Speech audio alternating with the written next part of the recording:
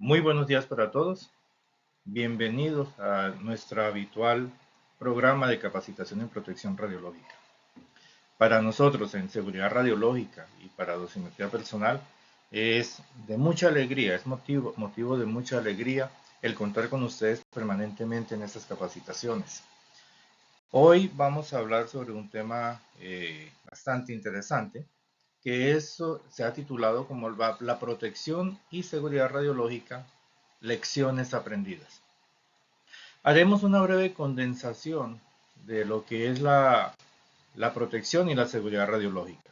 Ya hemos conversado sobre estos temas en charlas anteriores, en capacitaciones anteriores, que están grabadas aquí en nuestro canal de YouTube y al cual pueden ingresar y verlas de manera sincrónica y poder complementar estos temas. ¿Sobre qué nos vamos a enfocar? Vamos a hacer un recuento sobre qué se puede aprender de aquellas fallas en la seguridad y protección radiológica. ¿Qué podemos nosotros, de dónde han salido esas enseñanzas, esas grandes enseñanzas que nosotros vemos consignadas en los protocolos de seguridad y protección radiológica?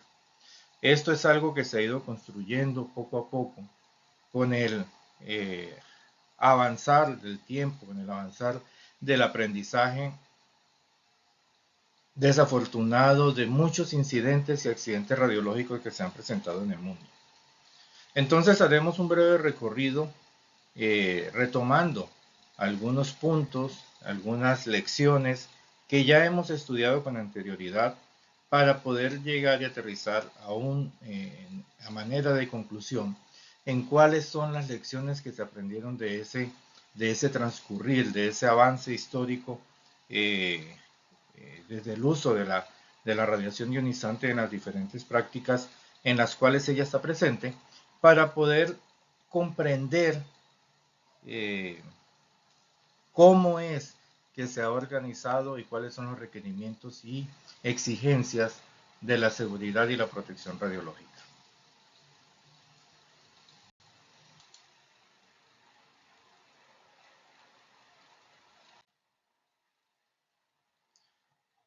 ¿Qué es la protección y seguridad radiológica? Pues básicamente cuando hablamos de la protección y seguridad radiológica es el mismo concepto o la misma definición que podríamos nosotros dar al concepto de qué es simplemente la protección radiológica.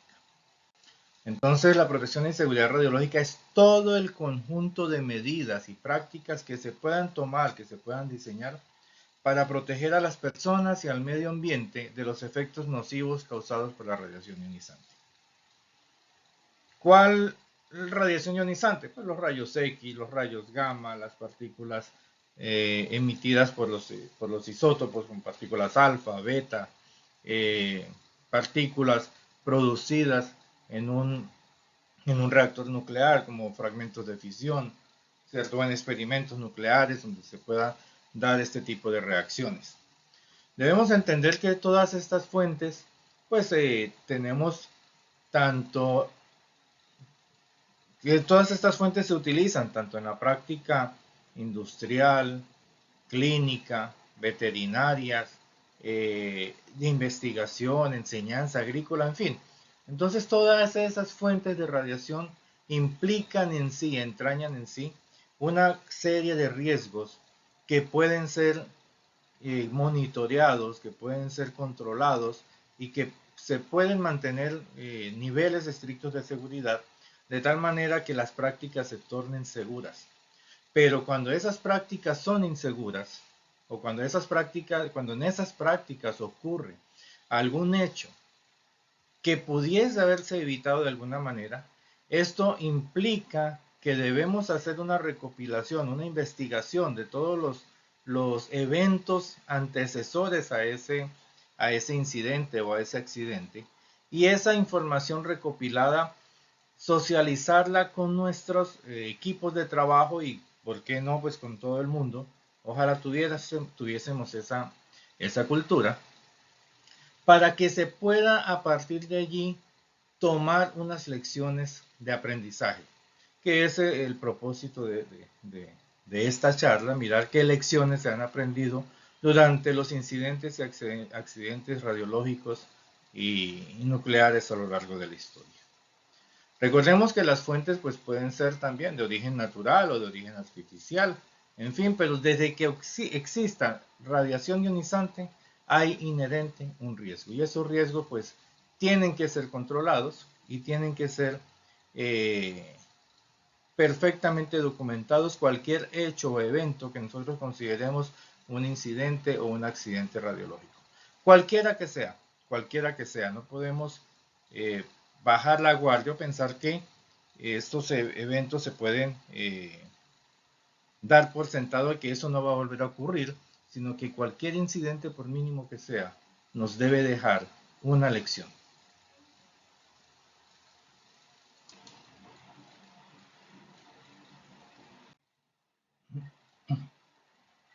Entonces, cuando hablamos de la protección y la seguridad radiológica, estamos hablando que debe haber una implementación de medidas de seguridad en los siguientes aspectos.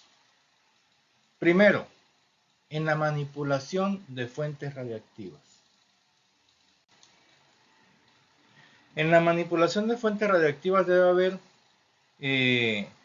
una serie de medidas de protección, una serie de medidas que me permitan hacer un adecuado uso, perdónenme la redundancia, de estas fuentes. Tenemos fuentes abiertas, tenemos fuentes selladas, tenemos fuentes que vamos a manipular con nuestras propias manos. Bueno, no con nuestras manos, eso es un error, sino con pinzas o con algunos elementos que sí van a ser accionadas por nuestras manos. Vamos a utilizar pinzas, algunos mecanismos de acción manual que nos permitan sacar la fuente de algún tipo de dispositivo, ¿cierto? Por ejemplo, si estamos en la industria, en el área de las gamografías, pues tenemos unas manivelas que permiten que la fuente salga del equipo que la contiene, del equipo que funciona como contenedor, y la transporta a través de una sonda para que al final la fuente se posicione y se pueda hacer la gamografía. Si estamos en el área clínica, pues tenemos también dos tipos de fuentes. Fuentes selladas, que afortunadamente cada vez más se implementa, y creo que ya a nivel mundial pues tenemos estas fuentes selladas que se manipulan únicamente con sistemas robóticos, donde ya la manipulación del operario humano pues se ha desplazado a manipular o controlar los sistemas computacionales que se encargan de controlar ese robot que va a sacar la fuente. Pero en otras prácticas clínicas como en la medicina nuclear, todavía nos toca manipular las fuentes con nuestras manos. Hablando de fuentes abiertas, el caso de los radioisótopos, que vamos a emplear para utilizar en pacientes en gamografía ósea, en tomografía por emisión de positrones, o en fin, en las diferentes prácticas que se puedan dar. Entonces, para cada tipo de fuente, ya sea cualquiera que sea la presentación y la práctica en la que se utilice, debemos estar capacitados y debemos conocer cuáles son las medidas de seguridad que debemos tener para manipular estas fuentes radiactivas.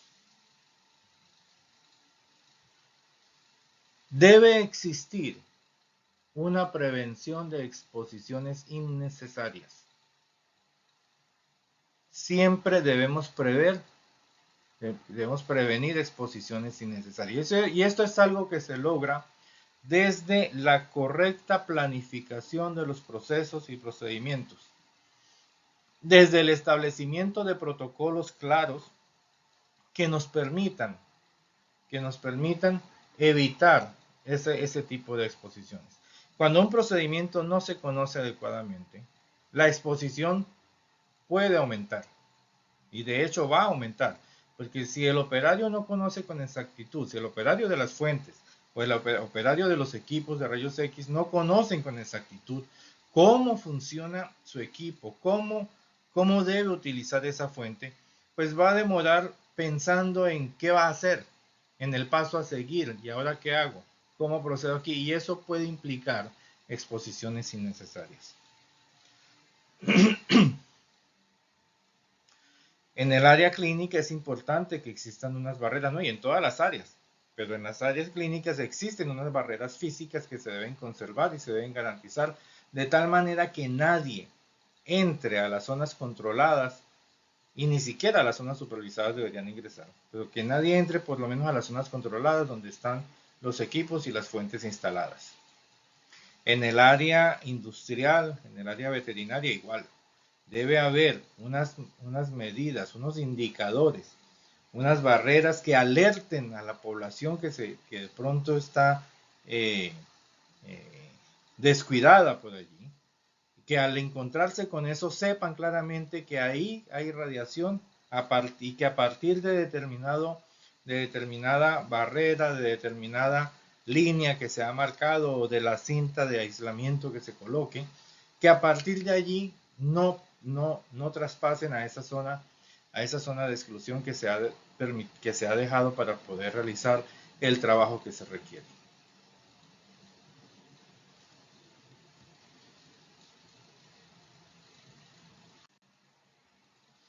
En cuanto a la limitación de la dosis, siempre trataremos que eh, las dosis sean lo más bajo posible que se puedan alcanzar. Y esto implica o es una condición que no solamente debe aplicar a los trabajadores, sino también al público en general, e incluso a los pacientes. Y ojo aquí, los pacientes no tienen limitación de dosis, pero desde un concepto global, cuando hablamos de limitación de dosis, lo que estamos tratando en el paciente es que la dosis que el paciente reciba sea solamente la justa y necesaria, que no se le dé más radiación de la que él necesita. Si se hace una radiografía y se tiene una técnica se está utilizando una técnica de 80 kilovoltios, 300 miliamperios y no sé, y algunos segundos. Si se puede obtener la misma imagen en vez de 80 kilovoltios con 70, o en vez de 300 miliamperios pues con 200, pues entonces se puede realizar ese procedimiento, se puede ajustar la técnica y disminuir la dosis que va a recibir el paciente. Con los trabajadores existen unos límites ocupacionales de dosis que no deben ser la meta a alcanzar por nosotros, sino que se deben establecer una limitación de dosis operacional, unos niveles operacionales de dosis, que de acuerdo a mi práctica, de acuerdo a la práctica nuestra, eh, eh, porque ya conocemos los reportes de dosimetría, ya hemos hecho mediciones ambientales de radiación, tenemos reportes radiométricos bastante rigurosos. Entonces, con base en esos resultados que hemos obtenido anteriormente de eso, nosotros podemos establecer unos límites internos propios de la empresa o propios de la institución que está haciendo la práctica radiológica y establecer cuáles son los límites que nosotros vamos a tolerar dentro de esa práctica. Y en caso de que se sobrepasen, aunque estén muy por debajo de los niveles permisibles o de los límites ocupacionales, debemos hacer una investigación y revisar qué es lo que está ocurriendo.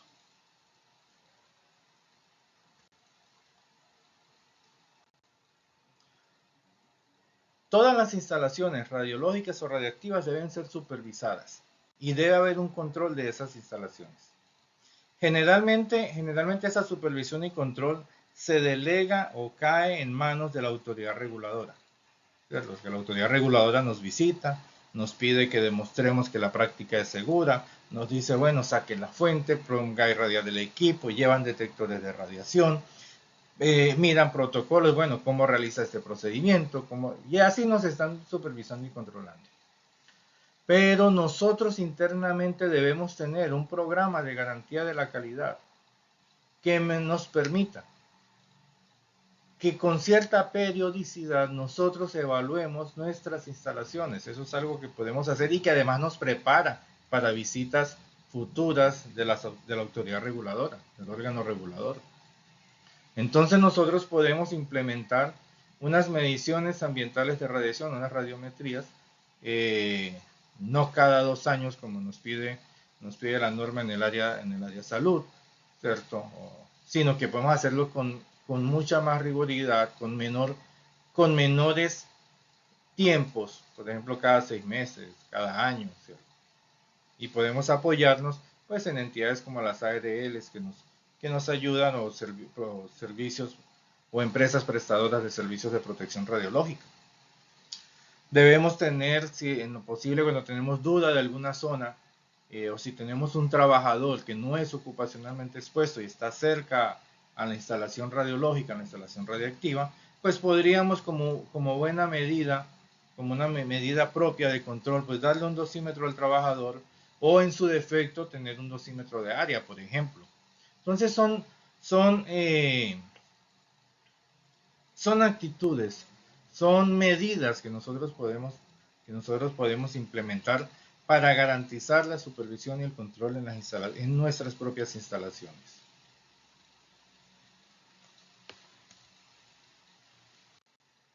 También se le debe dar importancia al diseño seguro de los equipos radiológicos. Entonces, cuando se diseña un equipo radiológico, debe ese equipo tener implícitas unas medidas de seguridad bien precisas, unas instrucciones muy claras de dónde están ubicadas las paradas de emergencia, dónde se debe ubicar la fuente radiactiva si yo tengo un robot que me mueve una fuente radiactiva, eh, cuáles son, si yo tengo isótopos contenidos en un robot o en un equipo, cuáles son los niveles de dosis permisibles alrededor de ese equipo.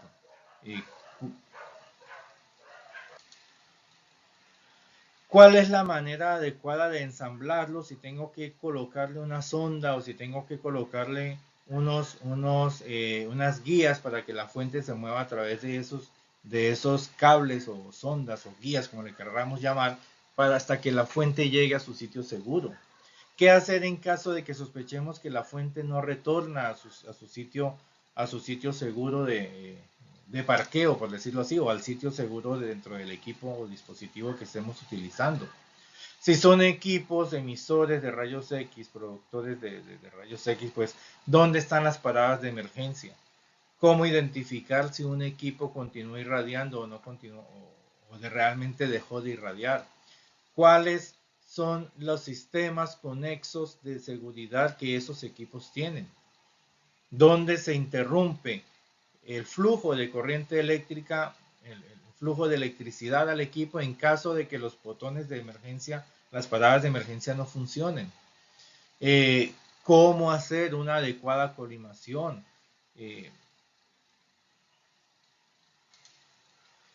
Si son equipos de radioterapia como aceleradores lineales, por ejemplo, pues entonces tener una idea de más o menos cuáles son las unidades monitor típicas para determinado tamaño de campo, a determinada profundidad. Entonces tener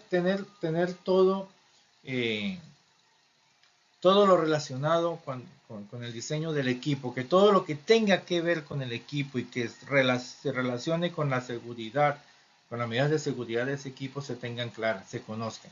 Y que los equipos sean diseñados de tal manera que no haya duda sobre la seguridad de ese equipo, porque ese equipo va a afectarme a un paciente o puede afectarme a un trabajador. Tenemos aceleradores lineales en la industria también, como procedimientos no invasivos en los puertos, por ejemplo, para hacer verificación de los contenedores. Tenemos equipos de rayos X en aeropuertos. Tenemos equipos de rayos X veterinarios, tomógrafos veterinarios. Tenemos equipos de radioterapia para veterinaria y ni decir en el área de la salud. Pues ya sabemos, es el área más conocida, el área clínica, pero en el área clínica tenemos una gran cantidad de equipos generadores de radiación ionizante o que se requiere utilizar radiación ionizante para que esos equipos puedan reproducirme una imagen, darme un diagnóstico o realizar un tratamiento o guiar un procedimiento. Entonces todos estos equipos que se diseñan para cualquiera que sea la práctica deben inherentemente dársele prioridad a la seguridad en su diseño y capacitar adecuadamente al personal en la manipulación de estos equipos, que esos equipos tengan, no solamente lo fabriquen, puede ser que un equipo sea muy seguro, el más seguro del mundo, pero si no tienen unas instrucciones adecuadas, escritas, y en el idioma preferiblemente en el idioma del operario, puede ser un equipo que represente algún tipo de riesgo. Pero mientras el operario conozca qué tan seguro es el equipo, cuáles son las medidas de seguridad que se implementan en ese equipo, y tenga acceso al conocimiento, tenga acceso a los manuales que le permitan conocer ese equipo, pues entonces va a poder trabajar con un equipo adecuadamente, va a trabajar seguro y no va a representar ningún peligro para él, ni para las demás personas que están con él, ni para el medio ambiente.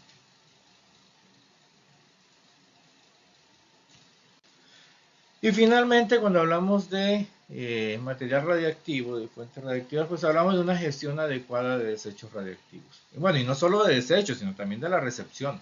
Debe haber una gestión adecuada, desde la recepción hasta los residuos radioactivos que se generan. Porque en la recepción, si yo recibo la fuente, bueno, aunque eso está ya más implícito en la manipulación de la fuente radiactiva, yo la recibo y entonces en el primer punto pues establezco todos los protocolos, procedimientos que van a garantizar la seguridad, pero cuando ya esa fuente no sirve para la práctica que estoy utilizando, cuando ya esa fuente no se va a utilizar más porque se cerró el proyecto, debe haber una adecuada gestión de esos desechos. Generalmente esos desechos suelen ser devueltos al proveedor, al fabricante. Pero cuando no es así, deben existir dentro del Estado algún tipo de empresa o algún tipo de institución que se encargue de recibir esos desechos. Pero es responsabilidad del titular de la licencia, es responsabilidad de quien hace la práctica radiológica, la práctica radiactiva, gestionar adecuadamente esos desechos radiactivos. Esos desechos se pueden, dependiendo de la actividad que tengan, dependiendo del periodo de semidesintegración que posean, pues esos desechos pueden almacenarse temporalmente dentro de mi instalación hasta que la actividad sea tan baja que se puede considerar exenta o llega a unos límites de exención y se puede eliminar como basura común y corriente.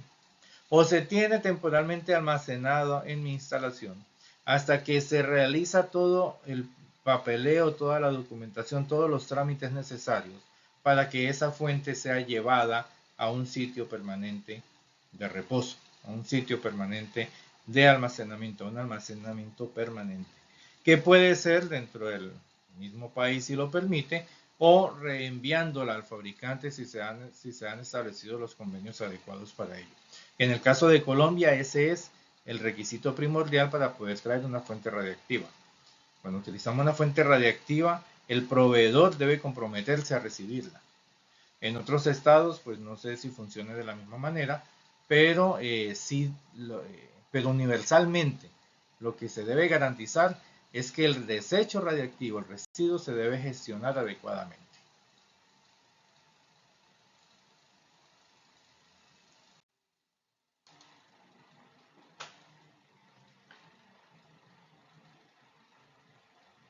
¿Cuál es una de las fuentes de mayor aprendizaje en cuanto a la seguridad y protección radiológica? Desafortunadamente, como lo mencioné hace rato, la principal fuente de aprendizaje son los incidentes y accidentes radiológicos.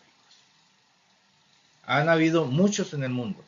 El Organismo Internacional de Energía Atómica tiene recopilados varios y tiene muchas publicaciones acerca de diferentes accidentes radiológicos y menciona qué lecciones se han aprendido de cada uno de estos accidentes. No nos vamos a detener aquí porque ya lo vimos en una clase anterior. Y de hecho les invito a que vayan al enlace de YouTube, lo voy a pegar en los comentarios, para que puedan acceder a esta clase y puedan ampliar el tema. Puedan correlacionar esta clase con esta, que prácticamente esta es continuación de esa clase que se vio hace algunos meses, aproximadamente hace unos 3 meses. 3 o 4 meses, no recuerdo con exactitud. Pero ya hay una charla dedicada únicamente a los accidentes radiológicos. Por lo tanto, si desean ampliar este tema, pues pueden ir hacia allá. Entonces, los incidentes y los accidentes radiológicos nos proveen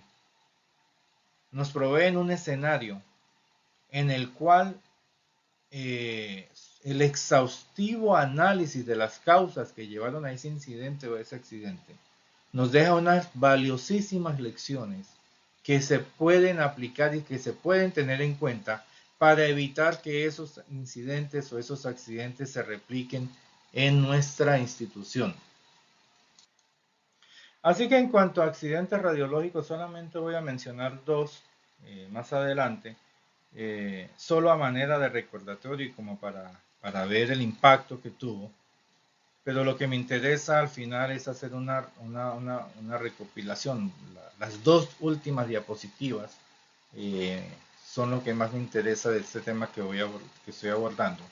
Porque esas dos últimas diapositivas es lo que he visto que se puede eh, aprender o es lo que nos ha dejado como resultado toda la investigación y el aprendizaje de todos los incidentes y accidentes radiológicos que han ocurrido en el mundo.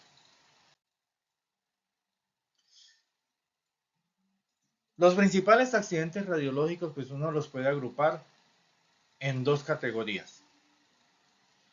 Una, la que tiene que ver con isótopos radiactivos. Si vemos en la figura de la izquierda, es un, una imagen miniatura de la tabla de núcleos. Entonces, lo que son los incidentes o accidentes relacionados con el uso de fuentes radiactivas.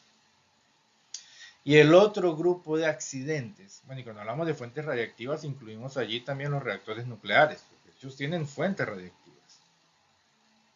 Y del lado derecho vemos una serie de equipos allí. Vemos un equipo de rayos X convencional, un angiógrafo, un equipo de fluoroscopía o un equipo telecomandado y un mamógrafo. Y bueno, y hay otro. Esto para decir que el otro grupo importante de accidentes radiológicos son los que tienen que ver con la exposición médica. Entonces son dos grupos importantes de incidentes y accidentes radiológicos. Uno, los que tienen relación con fuentes radiactivas. Y ojo que cuando hablo de fuentes radiactivas no estoy excluyendo el área médica, porque se usan fuentes radiactivas también en el área médica. Entonces, con fuentes radiactivas en las diferentes prácticas industriales, médicas, veterinarias, investigación, agrícolas, eh, eh, investigación medioambiental, geología, en fin, donde quiera que se utilice fuentes radiactivas, ese es un grupo importante de incidentes y accidentes radiológicos que se han presentado allí, relacionados con ella. Entonces, lo agrupamos así. Uno, incidentes y accidentes relacionados con las fuentes. Y dos, incidentes relacionados con sobreexposición médica. En muchos de ellos, eh, no solamente con fuentes radiactivas, sino implica el uso de equipos de rayos X, equipos emisores de radiación ionizante. Por ejemplo, tenemos aceleradores lineales con los que podemos tratar a un paciente con electrones o los podemos tratar con rayos X de altas energías.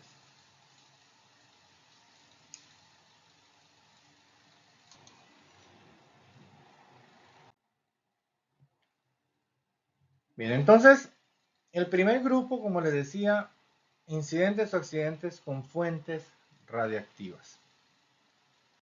Esta foto que estamos viendo allí, vemos una lesión en piel, una ampolla que se presenta en la piel y vemos ese aspecto tan horrible que se ve.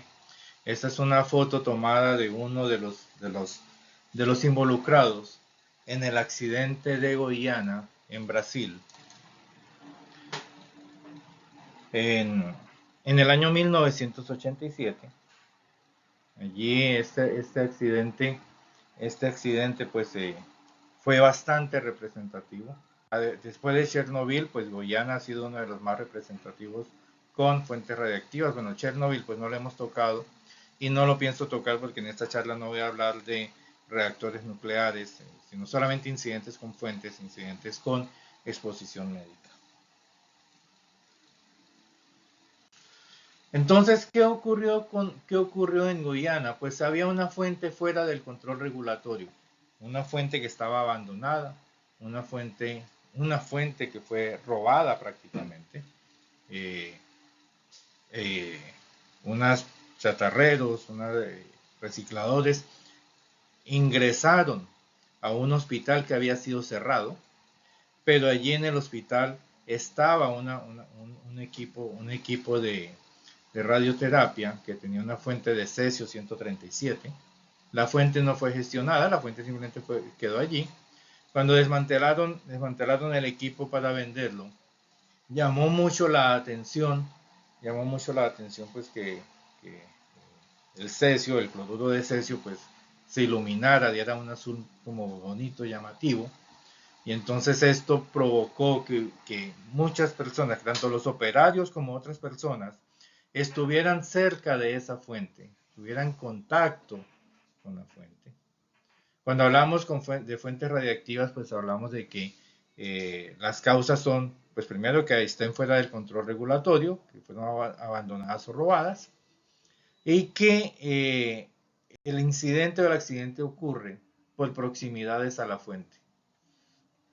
Contacto con la fuente, que es inhalada, es ingerida. Cualquiera de estos eventos puede ocurrir y me puede generar un incidente.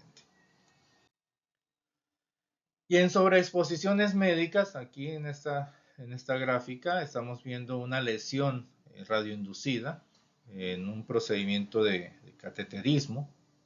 Se dejó siempre el tubo de rayos X ingresando por el mismo sitio al paciente.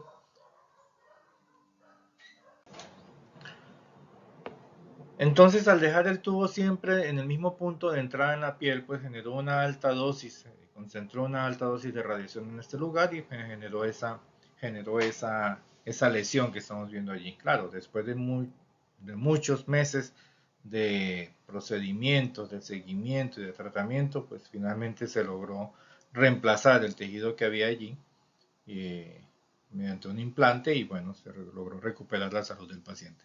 Pero cuando hablamos de sobreexposiciones médicas, siempre estamos hablando de exposición exagerada del paciente en procedimientos diagnósticos.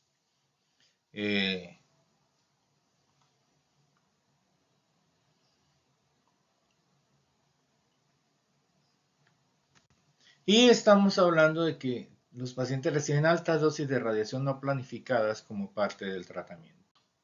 Entonces, en procedimientos diagnósticos, algunos pacientes pueden ser sobreexpuestos. Bueno, y en los incidentes que ocurrieron, lo que se demostró es que pacientes fueron sobreexpuestos. En procedimientos diagnósticos o procedimientos guiados, procedimientos en los que se apoyaron en el uso de rayos X para poder hacer un procedimiento.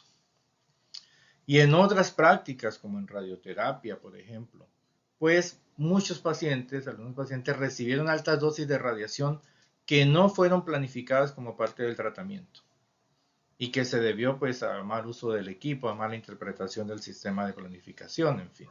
Eso lo pueden ver y lo pueden analizar con más detalle en eh, en los reportes que tiene el Organismo Internacional de Energía Atómica y también la Comisión Internacional de Protección Radiológica, la ICRP.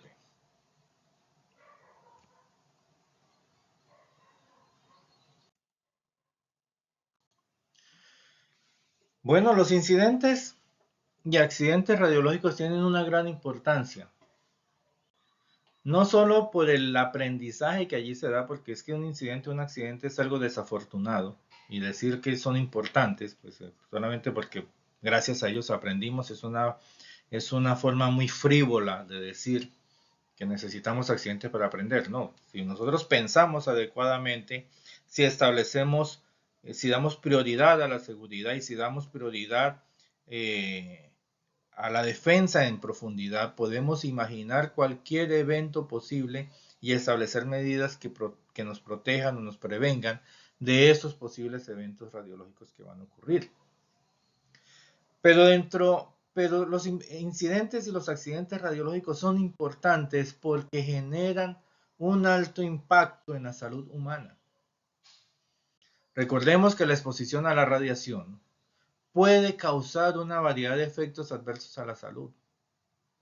Desde quemaduras, desde simples quemaduras que con el tiempo se pueden corregir, hasta enfermedades agudas por radiación, un cáncer, problemas de salud a largo plazo. Entonces, los accidentes radiológicos pueden exponer a las personas a niveles peligrosos de radiación, que pueden resultar incluso en la muerte. Entonces, puede causar lesiones temporales, lesiones pequeñas, lesiones muy graves, con repercusiones bastante desastrosas y hasta la muerte incluso de las personas que es expuesta, que son expuestas. Otra de las importancias que tienen los accidentes radiológicos es que generan una contaminación ambiental. Los materiales radiactivos que se liberan durante un accidente pueden contaminar el aire, el agua, el suelo, los alimentos. Recuerden cuando el accidente de Chernobyl, pues la nube radiactiva traspasó fronteras y la atmósfera se encargó, el aire se encargó de llevar partículas radiactivas a otras zonas fuera del área de Chernobyl. Además de eso, se empezó a detectar trazas de material radiactivo de alimentos, de las carnes, de los lácteos, de aquellos rebaños de ganado, de aquellos hatos de ganado que se alimentaron del suelo que fue contaminado con esas partículas radiactivas que llegaron allí por las lluvias radiactivas que se generaron. Entonces, esa contaminación ambiental se puede presentar y eso afecta no solamente a la persona, sino que afecta también a todo el ecosistema y la cadena alimentaria. Y desafortunadamente esos eventos, esa contaminación puede persistir por periodos prolongados, aumentando aún más pues, el riesgo de enfermedad, el daño a la salud y al medio ambiente. También el impacto socioeconómico que eso genera. Un accidente radiológico causa desastres socioeconómicos. Puede generar unos altos impactos socioeconómicos muy significativos. ¿Qué incluye ese impacto socioeconómico? Pues que incluye costos altos de limpieza, de descontaminación. Hay pérdida de la productividad. A veces es necesario el desplazamiento de poblaciones, hay daños a la infraestructura. Esos impactos pues, pueden ser graves en áreas donde la radiación afecta a la agricultura, la industria. El turismo se ve afectado porque nadie va a querer ir a una zona donde se sabe que hubo un accidente radiológico, un accidente nuclear, un accidente radiactivo. Entonces, a largo plazo, eso puede generar repercusiones económicas para un país, para un estado. Además de eso, el desprestigio que se genera para las instituciones involucradas.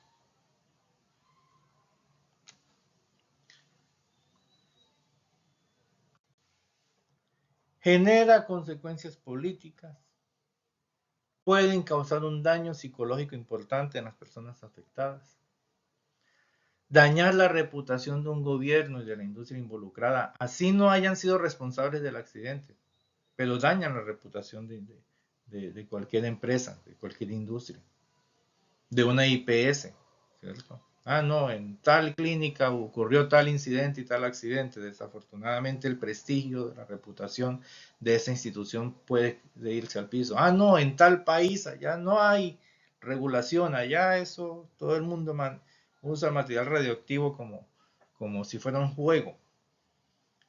Eso daña la reputación de un Estado, de un gobierno. Y dentro de las consecuencias políticas, hablando de consecuencias políticas, incluso puede ocasionar que internamente hayan sanciones de algunos funcionarios del Estado, que hayan sanciones o que hayan restricciones por parte de un Estado hacia otro. En fin. Y hay preocupaciones por la seguridad nuclear. Genera preocupaciones en la seguridad nuclear. Entonces esos accidentes resaltan la importancia de la seguridad en la industria nuclear y en la necesidad de regulaciones efectivas.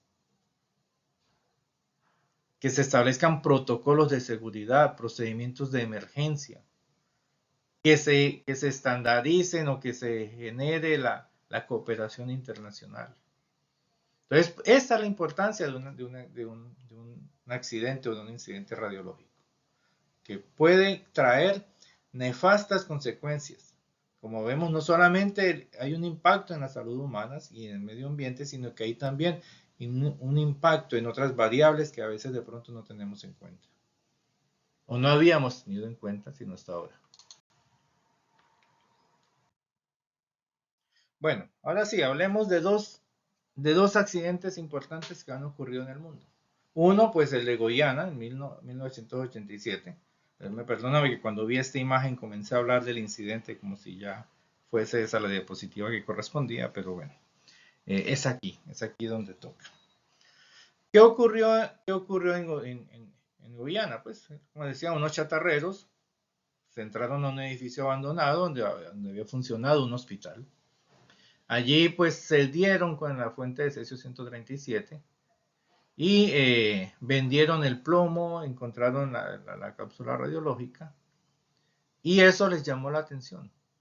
Les llamó la atención porque es que el cloruro de cesio genera un azul muy bonito, muy llamativo. Muy llamativo. Pues tan llamativo que los chatarreros lo llevaron a su casa. Allí en su casa pues empezaron a mostrarlo a las demás personas, a los vecinos, y empezaron a llamar gente y a compartir con ellos el hallazgo. Algunas personas se frotaron ese cloruro de cesio en el cuerpo para verse luminosos en algunas partes del cuerpo, en fin. Entonces, esto fue un incidente bastante importante, bastante grande. Como consecuencia, pues hubieron 4 muertos. No se sabe con exactitud cuántas personas se contaminaron, pero fueron alrededor de 300 personas. Pues algunos documentos hablan de 280 y pico, otros de más de 300 y algo. Pero bueno, haciendo un promedio de los rumores, pues más o menos 300 personas, alrededor de 300 personas, fueron contaminadas. Los fragmentos de la fuente fueron esparcidas y, como les mencionaba, incluso frotadas en la piel, pues por el brillo que daba, por ese brillo azul que da el cloruro de cesio. La contaminación se continuó esparciendo por casi 2 semanas, hasta que empezaron a aparecer efectos. Y empezó la gente a ir al médico. Y un médico, uno de los médicos, empezó a pensar y a correlacionar los pacientes que empezó a recibir de determinada zona de Guyana. Y entonces llegó a la conclusión o a la hipótesis, no a la conclusión, sino que una de sus hipótesis es que posiblemente eso se debía a un efecto producido por la radiación. Y efectivamente así fue. Efectivamente así fue. Después de 2 semanas fue que se aprendió, se tuvo en cuenta que el incidente, lo que estaba presentando era por incidente radiológico, por exposición a una fuente radiactiva. ¿Qué se pudo aprender de este incidente? Pues que la reglamentación estaba incompleta. A partir de allí, a partir de este incidente, el OIEA empezó a introducir normas más rigurosas sobre el uso de las fuentes radiactivas. Normas que implicaban un control muchísimo más exhaustivo de la fuente. La fuente no podía simplemente recibirse y tenerla allí, sino que debe haber un estricto control desde que la fuente se fabrica hasta el final de su uso. Y que deben existir tantos controles como sean posibles para evitar que el público acceda a esas fuentes.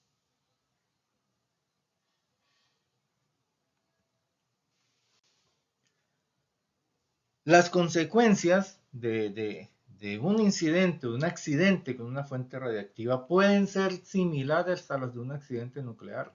Imagínense, 300 personas contaminadas, 4 muertos.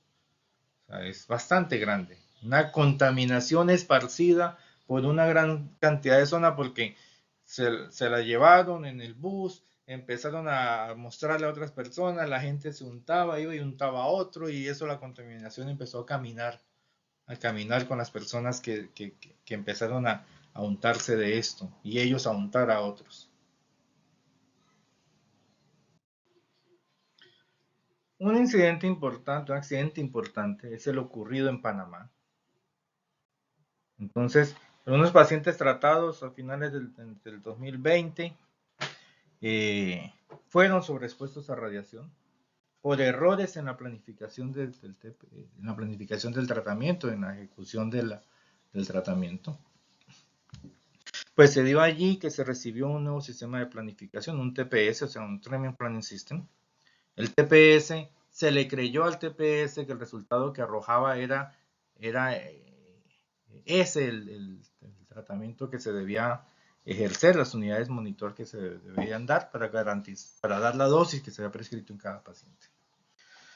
28 pacientes fueron sobreexpuestos. De esos 28 pacientes, 23 murieron y varias de esas muertes fueron correlacionadas directamente por los efectos nocivos de la radiación.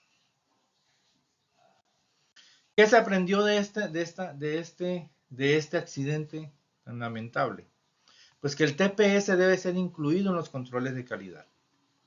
O sea, hay que hacerle controles de calidad no solamente al equipo de radioterapia, sino también al sistema de planificación. Y cuando se establece un nuevo TPS, cuando se tiene un nuevo TPS, no se le debe creer a ciegas al resultado como tal. No se debe dar por sentado de que ese equipo o que esos datos que él arroja son inmáculos, sino que se debe evaluar.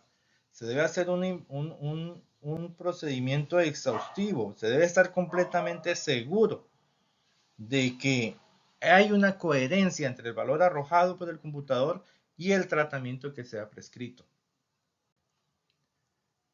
Por lo tanto, es necesario hacer verificaciones independientes de los cálculos computacionales en estos casos. O sea, no se puede tener un equipo, o sea, se debe cuando se recibe el nuevo TPS, cuando se hace el comisionamiento de la máquina y esos datos se cargan en el TPS, pues se deben hacer comprobaciones de dosis y esto es muy sencillo de hacer. Se programa un tratamiento de prueba con un campo de referencia, se verifica se toma el valor de las unidades monitor de ese acelerador y se reproduce eso sin paciente con nuestro tanque de dosimetría, con nuestras cámaras de ionización y verificamos que esas unidades monitor efectivamente para ese campo que hemos programado a esa profundidad efectivamente genera la dosis que damos. Entonces esto dio también como una lección aprendida que los fabricantes deben hacerle comprobaciones exhaustivas al software. Deben tener software que tengan unas instrucciones adecuadas y que provean una capacitación de alta calidad al personal de radioterapia, al personal que va a manipular estos equipos.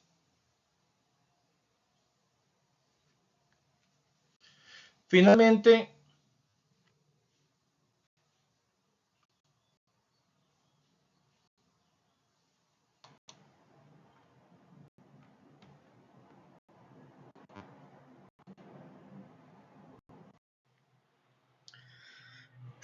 ¿qué pudimos aprender de todo esto? Pues cuando hablamos de fuentes radioactivas, nosotros podemos aprender que debe haber un marco regulatorio bastante maduro y muy bien armonizado.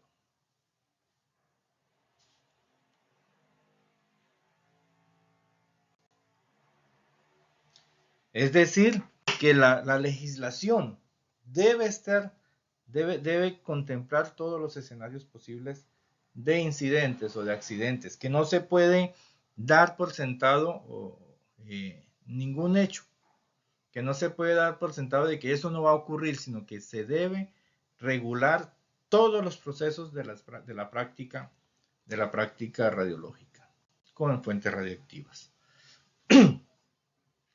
Debe haber una regulación y una supervisión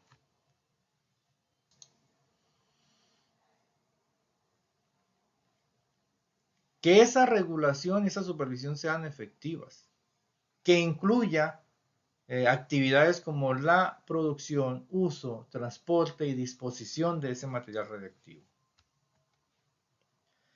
Que exista una aplicación del enfoque graduado, es decir, que dependiendo de la práctica, dependiendo del riesgo que se tenga, mientras más alto sea el riesgo, pues más altas deben ser las medidas que se van a emplear, a utilizar, para garantizar la seguridad y la protección radiológica. Se debe dar prioridad a la seguridad inherente sobre los requisitos operacionales y administrativos. A veces los requisitos operacionales o los requisitos administrativos en los diferentes estados pues son mínimos. Incluso en Colombia dicen, no, pues haga nada más la importación, instálelo y ya. Pero eso no debe estar por encima de la seguridad inherente de la fuente. A lo que se le debe dar prioridad es a la seguridad sobre lo demás. Debe haber una excelente comunicación en el personal involucrado. La capacitación es fundamental. Se debe capacitar al personal sobre los riesgos asociados a la radiación, sobre el cómo manipular el material radiactivo que está recibiendo y que va a utilizar, cómo usar de manera segura la fuente que se le ha dado para que pueda trabajar. Debe haber una gestión segura de fuentes radiactivas, desde la recepción, la localización de esa fuente dentro de mi empresa o dentro del lugar de trabajo, dentro de la práctica, en el transporte, en la utilización de ella y también finalmente en los desechos. Debemos tener protocolos de emergencia que nos preparen, que nos den la capacidad de respuesta para minimizar los impactos en los incidentes o accidentes radiológicos que se presenten. Esos protocolos deben ser claros. Debe haber una práctica clara de respuesta de emergencia. Y no solamente nuestra, sino esto incluye incluso que se debe hacer a nivel local, a nivel nacional, que involucre también las autoridades que estén responsables o que puedan estar involucradas siempre en la evacuación, en la atención médica, en la descontaminación, en fin. Que es necesaria la cooperación internacional. En muchos accidentes radiactivos con fuentes, pues el OIEA participó ayudando a descontaminar, llevando equipos de detección. Otros estados colaboraron, sobre todo los estados vecinos, donde hubieron accidentes importantes. Y en las prácticas médicas, además de lo que ya hemos mencionado, además de eso, pues se debe tener un énfasis en la seguridad del paciente. El paciente es primero. El paciente es primero.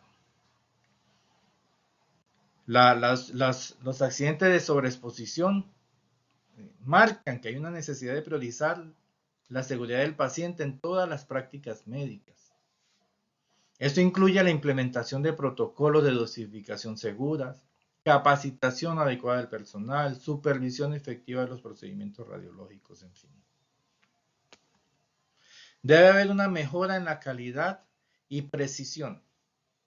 Entonces, la calidad y la precisión de la administración de las dosis de radiación cada vez es más estricto y debe ser así. Se debe implementar medidas que mejoren la precisión en la calibración de los equipos, la planificación de los tratamientos, la administración de la dosis, garantizar la calidad de las imágenes radiológicas. Pues si no se garantiza la calidad de la imagen radiológica, pues es imposible garantizar la dosis que se le entrega al paciente. Debe haber una comunicación efectiva entre los profesionales de salud, técnicos y tecnólogos en radiología, con los pacientes para evitar accidentes de sobreexposición también. Hay que decir al paciente que solamente se levante si escucha su nombre completo. Bien. A veces uno llama a fulanito a Pepito Pérez y hay 3 Pepitos Pérez en la sala, o por lo menos hay 2 Pepitos Pérez en la sala. Hablar con el paciente, preguntarle, bueno, ¿usted es el que viene para la radiografía de toras o usted es el que viene para hacerse radioterapia? Entonces, esa comunicación debe ser mejorada para garantizar que se entiendan los riesgos y los procedimientos, que exista un consentimiento informado de los pacientes antes de realizar el procedimiento radiológico o el tratamiento. que exista énfasis, un énfasis en la educación y en la formación. Es muy importante que el personal, los profesionales que trabajen con radiación ionizante en el área clínica, en el área médica, sean muy bien formados en dosimetría, en técnicas de imagenología segura, reducción de la dosis, gestión de situaciones de emergencias. Que haya una mejora en la supervisión y el seguimiento. Se ha destacado en los accidentes con sobreexposición la necesidad de esto, que se debe hacer un seguimiento efectivo de las dosis de radiación administradas a los pacientes, que se implementen sistemas de dosimetría y registros de dosis para monitorear y documentar la exposición del paciente a lo largo del tiempo. Y esencial, muy esencial, que aprendamos de incidentes radiológicos. Un incidente no me lleva a algo grave, pero si yo no aprendo de los incidentes, estoy abriendo la puerta para que esos incidentes más adelante se me vuelvan accidentes. Los accidentes y los incidentes se deben evaluar, se deben estudiar, se deben tomar las medidas para corregir y evitar los futuros accidentes similares. Finalmente, pues damos por terminada nuestra capacitación del día de hoy. Gracias por su presencia, por su compañía. Los esperamos para el próximo mes en nuestra siguiente capacitación.